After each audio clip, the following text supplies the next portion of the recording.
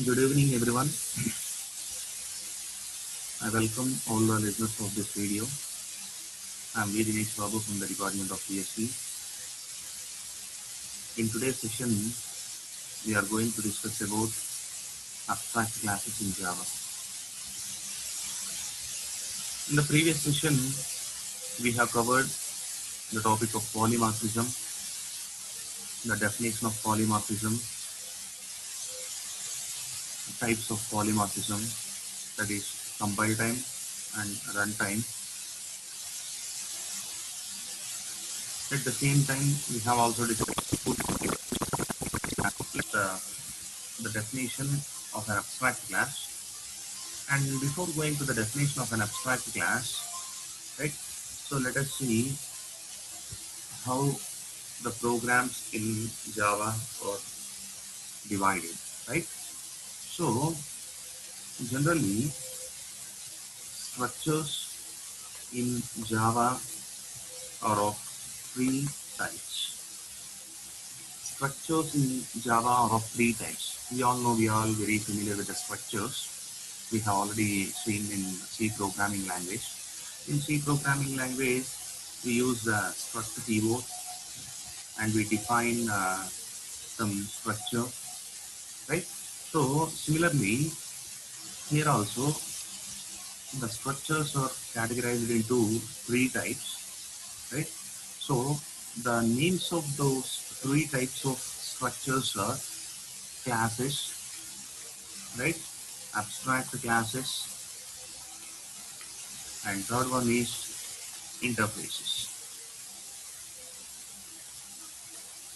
Classes, abstract classes, and interfaces are the three types of structures in Java programming language, right? So just a second. Now keep one thing in your mind. We all know how to define a method. We define a method as a return type followed by name of the method, parameters of the method, and then something called as body of the method, right? So these type of methods are called as concrete methods, right? So a method which contains, right, a method which contains return type, first part of the method, name, right, and zero or no parameters, it's not a problem, parameters and body. So if the method contains body, then these type of methods are called as concrete methods, right? And then sometimes we can end a method, right? We can end a method. So something called as return type, space name, some parameters, and some parameters, and we end this method with a semicolon, right? These type of methods are called as abstract methods.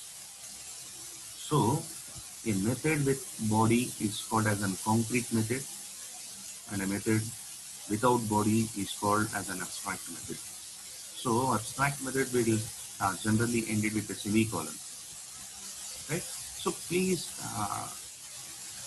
remember these two things: a method with body and a method without body.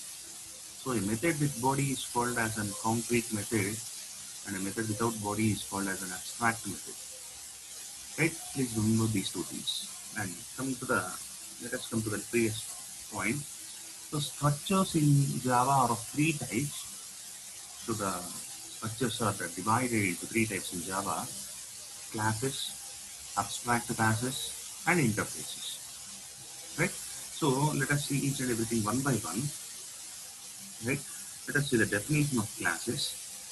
Definition of classes. Definition. Right? All the methods. Right? All the methods are all the methods are concrete. So in a class, all the methods are concrete, right? All the methods are concrete in the sense there is no method without body. If there are 100 methods inside a class, all the 100 methods will contain the body. That means all the 100 methods are concrete methods, right? So, right, and then let us see the definition of abstract class here. Sorry, definition of abstract class. Some are concrete and some are concrete and some are abstract.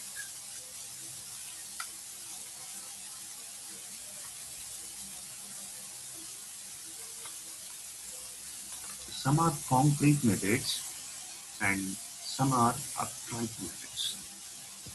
So, in abstract classes, if there are some methods, some may be a concrete methods and some may be abstract methods, which means some will have body and some methods may or may not have body. These type of classes are called as abstract classes, right? So at the same time, we can see the interfaces.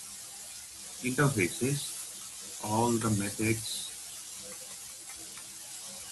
all the methods are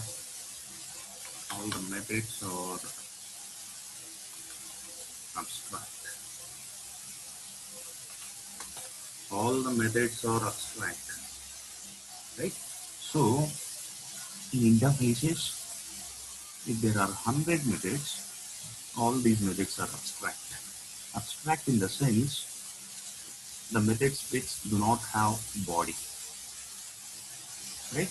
And right now, so because all the methods in a class contains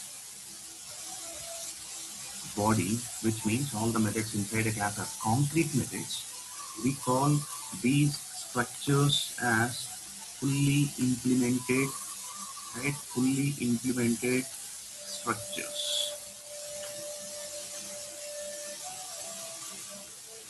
Fully implemented structures, right? So at the same time, these are called as fully implemented structures.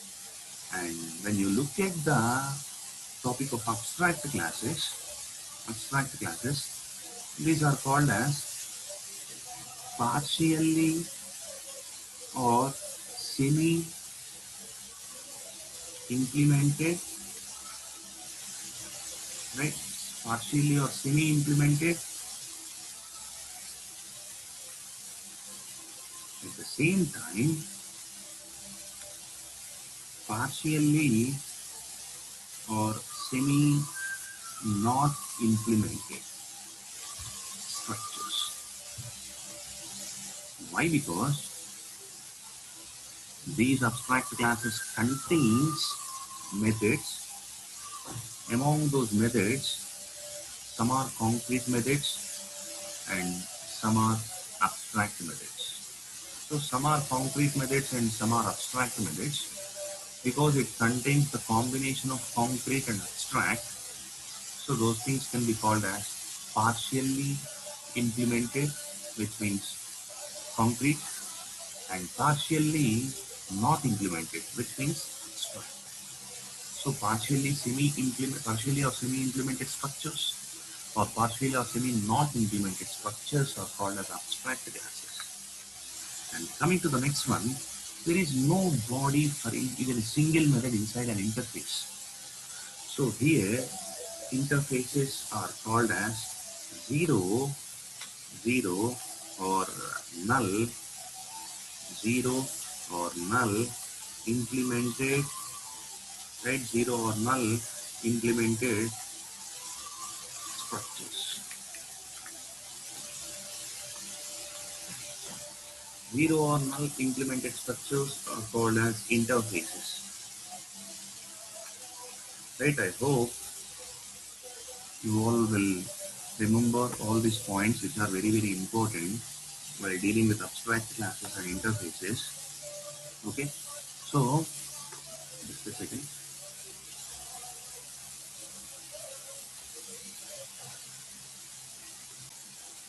Right, please remember all these points. Just a second. Right, so abstract classes. Right, structures in Java are of three types: classes, abstract classes, and interfaces. Right, so in a class, all the methods contains body. So these type of methods are called as concrete methods. As we've seen here, the methods with body are called as concrete.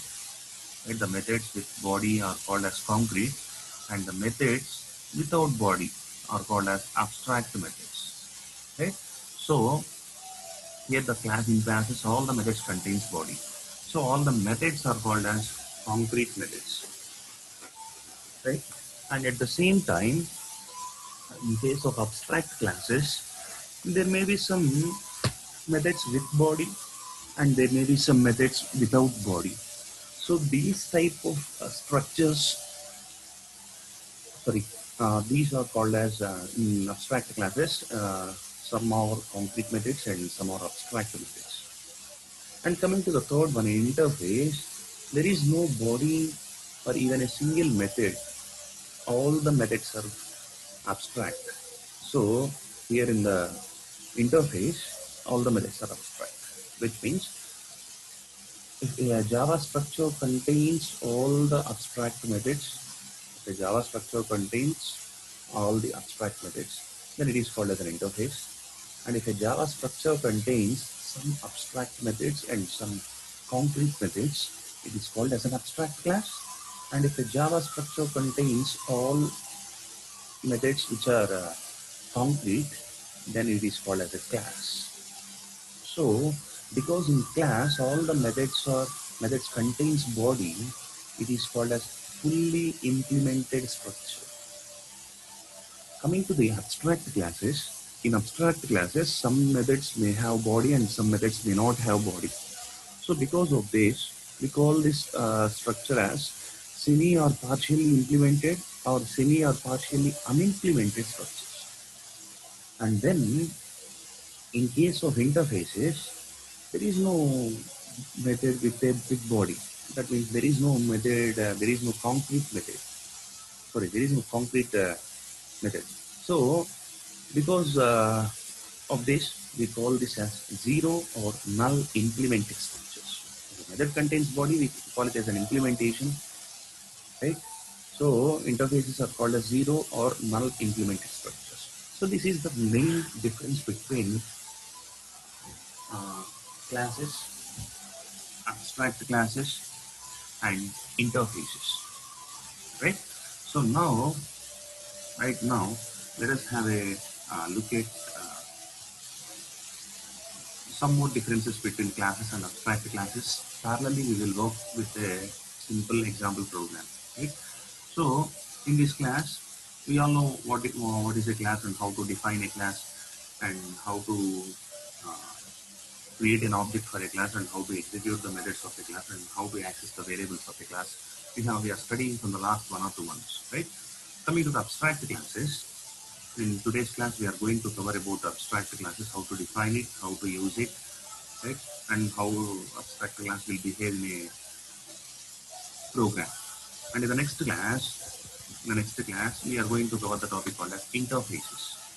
How to create an interface, how to use an interface in the program, how interfaces are used to handle or used to cover multiple inheritance. We all know multiple inheritance is not covered by Java by using classes, and I will explain why multiple inheritance is not possible in Java by using classes. So multiple inheritance is achieved in Java by using the concept called as interfaces, and how and In example, I will show how multiple inheritance is achieved by using interfaces in Java. Right? So now let us have a look at some of the differences between classes and abstract classes, and parallelly we will go for working with a program. Right? So here we start with classes and then abstract classes. Classes and abstract classes. So let us see each and everything one by one. These are fully implemented structures. Second one, as I said earlier, partially or semi implemented or not implemented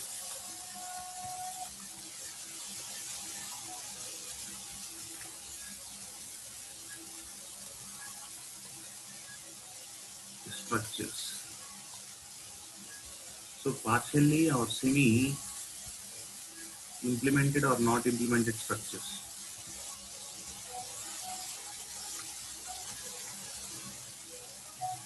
And then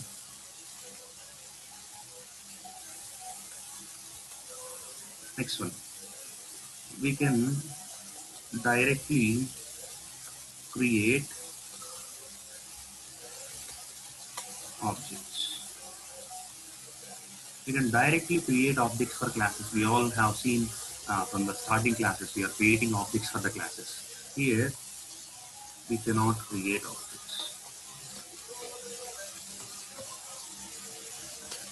We cannot create objects, right? So, in case if we are unable to create an object, right? If we are unable to create an object for abstract classes, how we can use these methods and variables in the sense we need to subclass. We need to subclass, and we have to provide. We need to subclass and we have to provide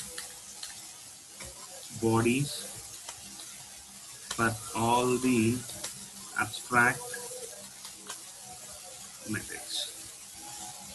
So this is the justification of the above point. So we cannot create objects for abstract classes. So in case if we are unable to create an object for abstract classes, how we can use the non-statical methods and variables of that abstract class in a program. So how we can use in the sense we need to subclass the abstract class, and inside the subclass we have to provide the bodies for all the abstract methods of the parent class. Then only we can be able to create an object for the subclass, right? So I will explain it by using a program. I think it may be confusing for a lot of people, right? I will explain it through a program. Just a second.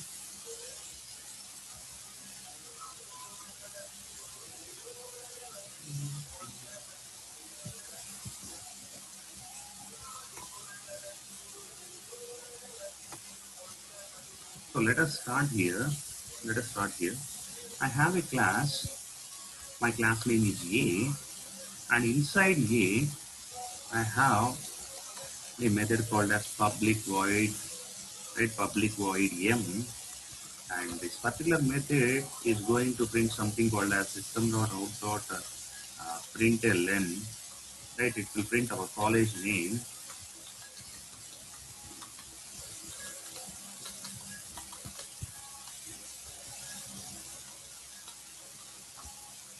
It will print something called as our college name. And let us consider one more class. It is class B, right? And it contains a method called as public void m1, which is ended with a semicolon, right? And I'm going to define one more class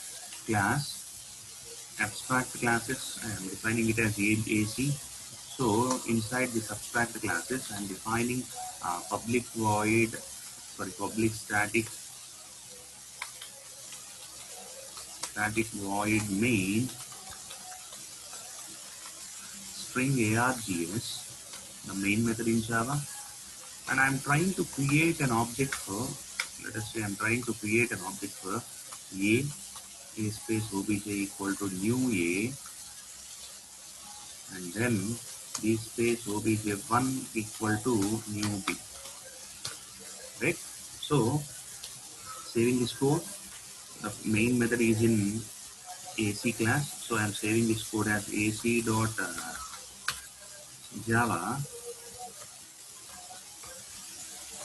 Right now I'm pressing on control 1 in order to compile the program.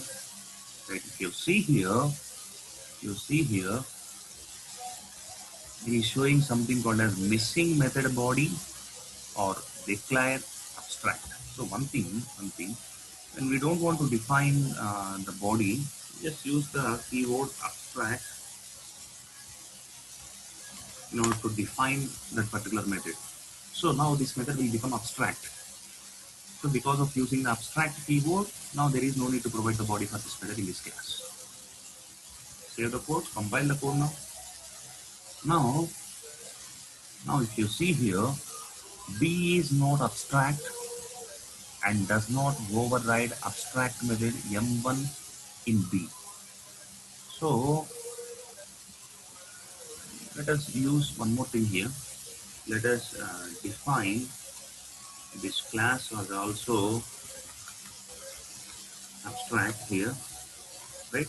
So I'm defining the method as abstract by using an abstract keyword, and at the same time, just a second, you need to use the abstract keyword before the class keyword. Now compile the thing. You can see here, at line number 17, we are getting something called as B is abstract and cannot be instantiated. That means we cannot create an object for B. B is an abstract. That's why we are unable to create an object for class B.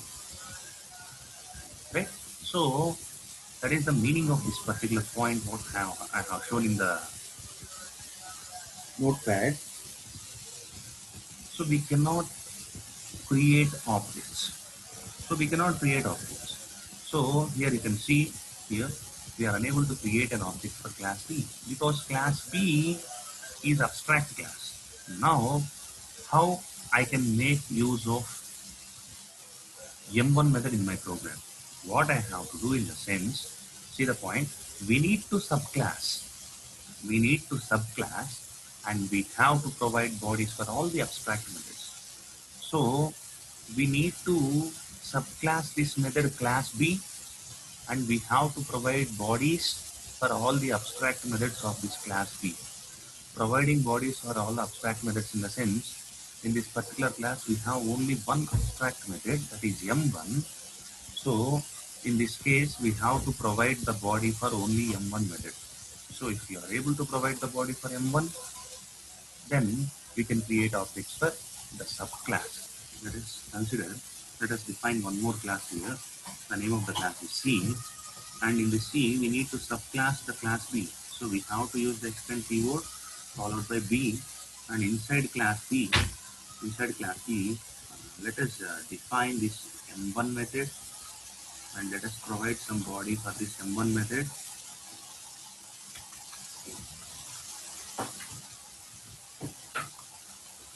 Provide some body for this M1 method, and this body will print something called as computer science and engineering. Right, computer science and engineering. I am closing this one. Right now, instead of creating an object for class B, let us try to create an object for class C. Right, let's create an object for class C. Save the code, compile the code. Just a second.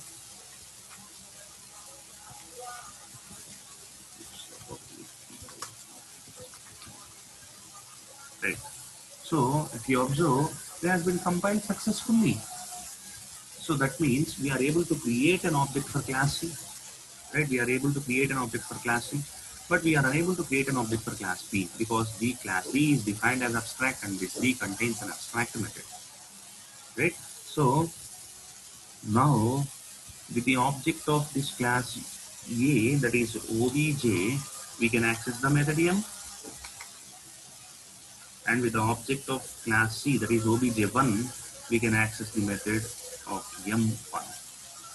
You can see the output of this code. It is compiled successfully. Now, if you observe, it has printed to several engineering college and computer science and engineering as an output of this particular. And this is the point, right? What we have discussed here. So we cannot create objects. Although we are unable to create an object, we need to subclass it and we have to provide the bodies for all the abstract classes. Then only we can create an object for the subclass also, right? So see here, let us assume there are two abstract methods here. Two abstract methods. Public abstract, void M2. Right, there are two abstract methods inside the class B. Now save the code, compile the code, and if you compile the code, it is showing that C is not abstract and does not override abstract method M2, which means class C, it is not defined as an abstract class. So because it is not defined as an abstract class, it has to provide the bodies for both M1 and M2 also, right? So we can avoid this error by using an abstract keyword. But still, we will get a new error that class C cannot be instantiated. We all know that we cannot create objects for abstract classes.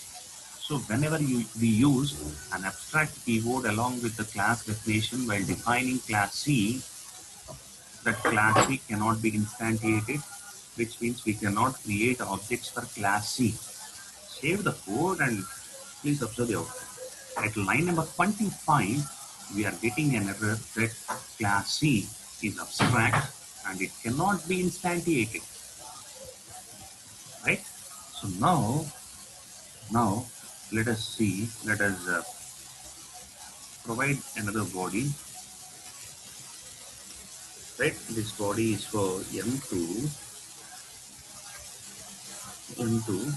and it prints something called as engineering in output. Right? So save the code, compile the code now. Even though see here, even though we provide bodies for M1 and M2, still we are not able to create an object for class. I'm sorry, just a second.